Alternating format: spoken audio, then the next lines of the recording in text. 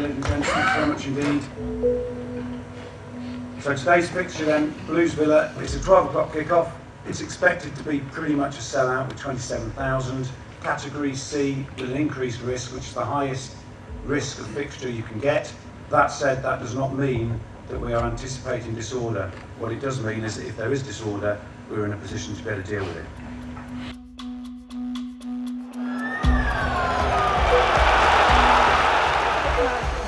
This is the unique nature of this derby match. People, they just behave differently.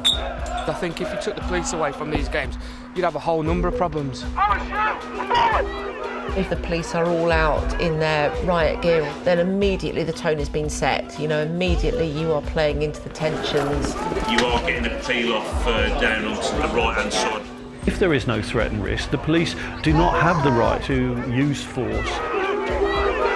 If red wants to fight blue, stop red and blue meeting, red and blue don't fight. It's that easy, really.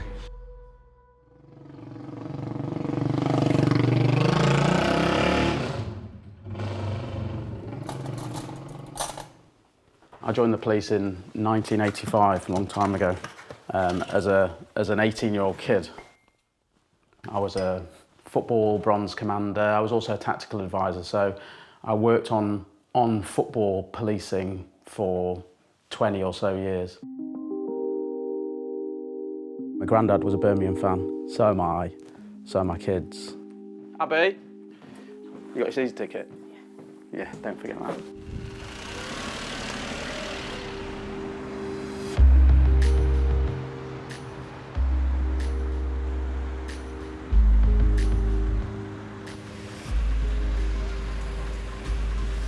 Who are these? They're Villa. Everybody off the bus is going to be taken and escorted up the road.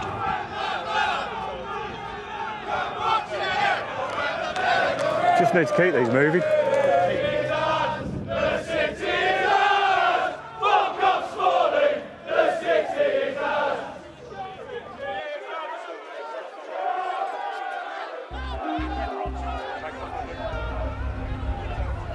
Football crowds are places where you can escape the normal conventions of everyday life so that you can do things that you wouldn't do in normal life. It's what makes being a football fan enjoyable. I mean, if you look at this as an outsider, you think, oh my God, you know, these people are swearing at each other. This could be a very, very tense and confrontational situation, but it's not. It's just the normal part of football culture.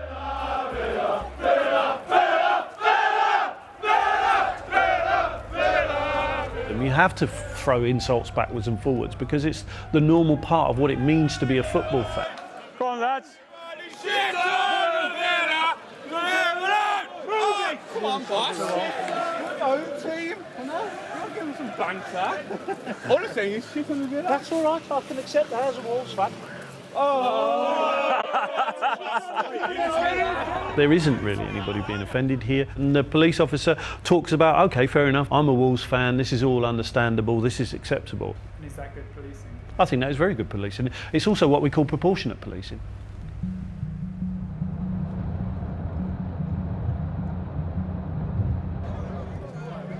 It's interesting to sort of think, as a fan, what you worry about before a game.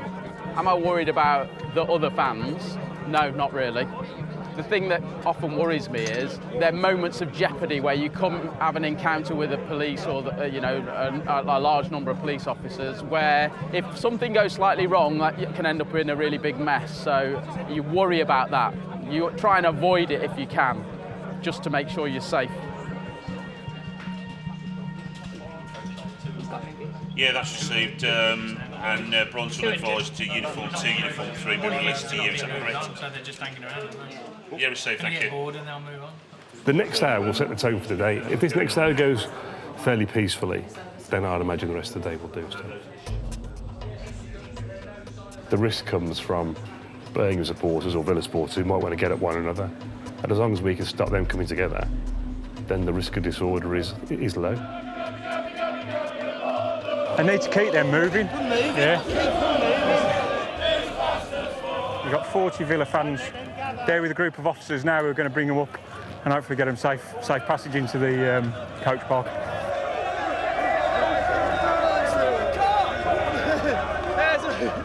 That's Steve everyone! Jesus! Fuck off, Jesus! Fuck off, Jesus! What the police are often very keen to do is to keep the two fan sets apart. Birmingham City, to the right of the police vehicles, please. So they create sterile zones, areas where only one set of fans can go in, using vans that keeps the two fan groups apart. Is it loads when there's police? The problems, they can still see each other through the vans, and as a consequence they exchange insults in between the vehicles.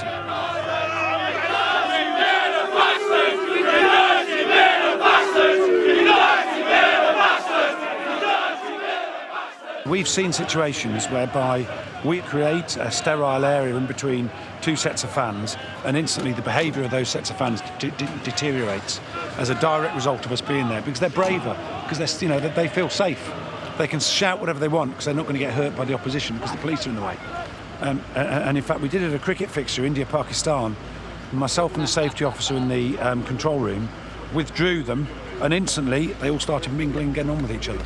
But the atmosphere was turning toxic, and as soon as you withdrew them, it got so much better. You all right, boss? How are you?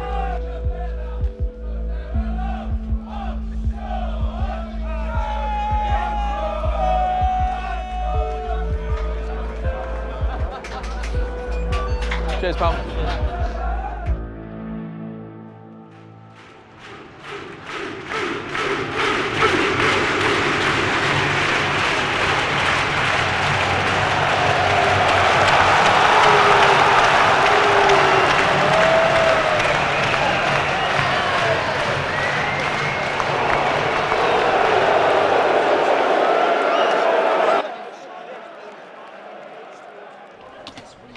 Stand by, Tango Victor 1-5 over there.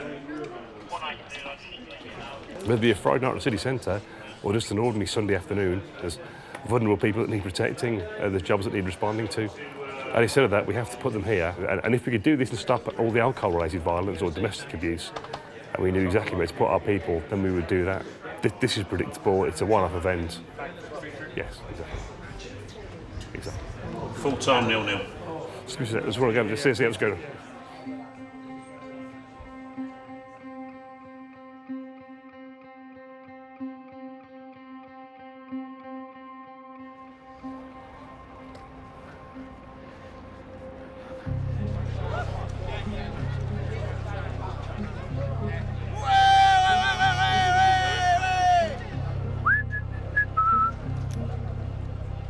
It's not a bad result against the team that's above us, but it would have just been nice to be lucky and get it and win it, wouldn't it?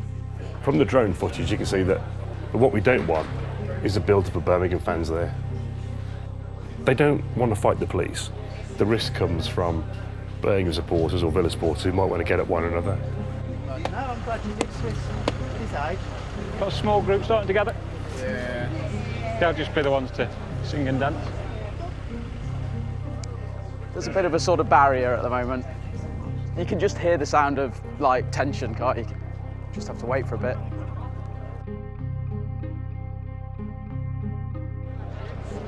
This is what we expect, that let all the normal fans disappear off, and then we can deal with those that are potentially going to cause us a problem.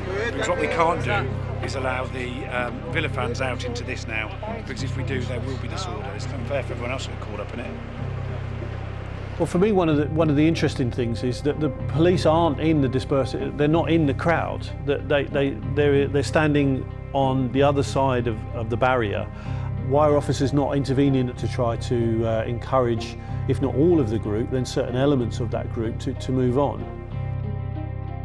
Some people would say they're being kettled because they've got to wait until the police say they can go down there. But as long as it's for a reasonable amount of time, you know, not for too long, then, you know, that's what you have to do to keep it safe. So. Got people over on the other side who've masked themselves up to conceal their identity.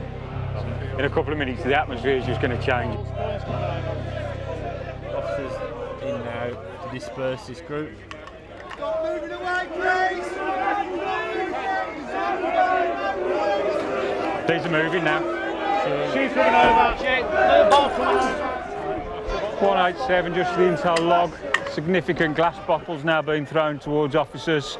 Yeah, just for information, OSU are now going into Code 1. Yeah, that's received. Going to Code 1, Mr Graham, because of missiles and bottles that have been thrown. Final warning. You need to disperse or force will be used against you.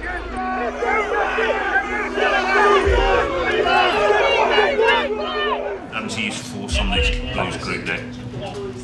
Did you receive that from Rod's one, the description of that mail? There's bottles and bricks flying across now.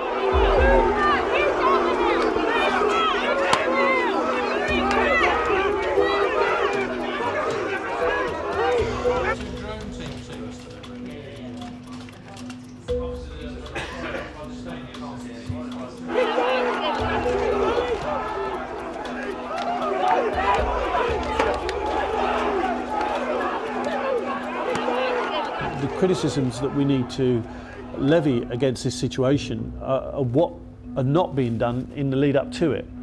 Once you're in this situation, then there's very little else the police can do. So therefore the question is, well, how can we prevent ourselves getting into circumstances where the police do this?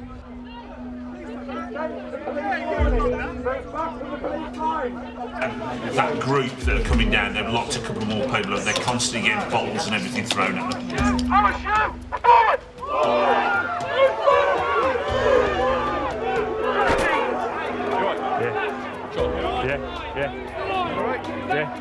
Yeah, I'm good.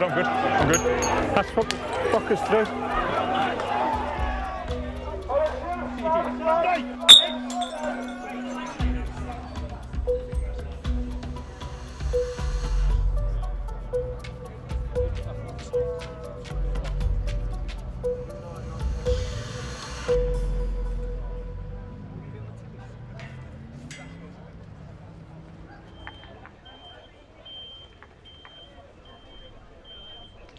It's 3 o'clock now, so it is quite a long wait, really.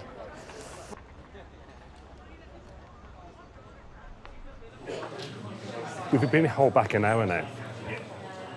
How much longer do we let the Villa fans go? They're saying at the moment they've got 300 odd down at the Watering Hole Island. They don't feel it's safe to send the coaches down that way. Okay. If you get the chance to make an arrest, take it. As many prisoners as we can. Just so we're going to take some prisoners here as we go forward. So, let's do it. Let's have the one in the scarf. Round him, wrong way round this column. Too far. Do you know what, mate? It's the right call having these on, because that would have... Yeah. You pump, fast. If you look at the last one, Millwall and this, mate, Blues are just... Mate, it is disgrace. There's no disorder here, we're in a sort of standoff. But we're just stood. What's the plan? The holdback's nearly as long as the match. Genuinely. To be fair, it's probably dwindled to about 60 or 70 from 300 out of it. This is all right. Yeah. Just the fact we've still got a load of Villa fans still stuck in the ground. Are they still in there? Are they still in there? Yeah.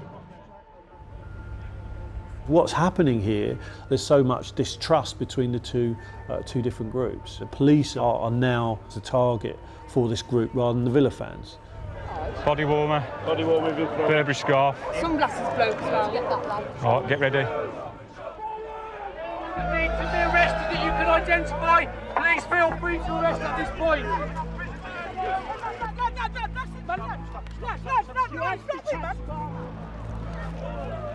Forward. Don't rush. Down the floor now. Fucking shit. Arms behind! Arms behind! Stop resisting! I'm not.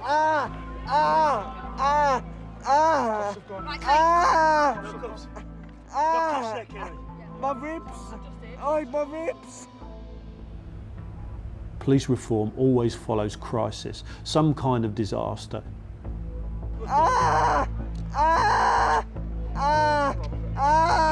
Nobody's on your ribs. See if you can see a set of cups. Okay, mate, what I'm going to tell you now is you need to take your right arm, place it behind your back to the cockpit. I can't. Ian Tomlinson gets killed in 2009. He was pushed and struck with a baton, and there are football fans being treated in that way on a regular basis by the police. Attention, this is a police warning! Move, otherwise force will be used! It is, in my view, only a matter of time until something similar happens in the context of football.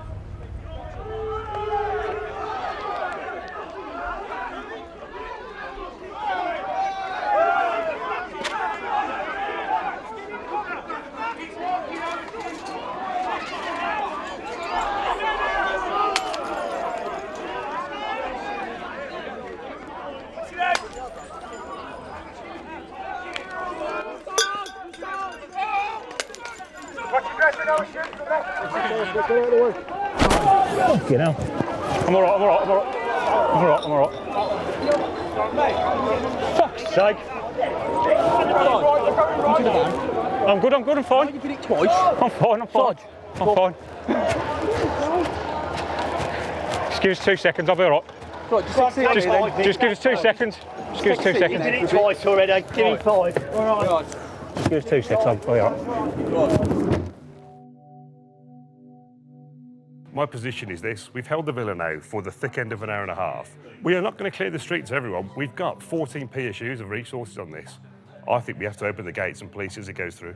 So if you could then just announce over the command channel, the gates are open.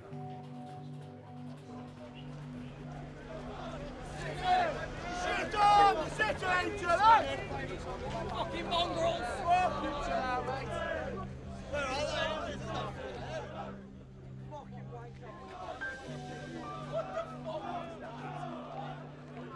Wait here until the away fans are gone, or you find alternative routes home.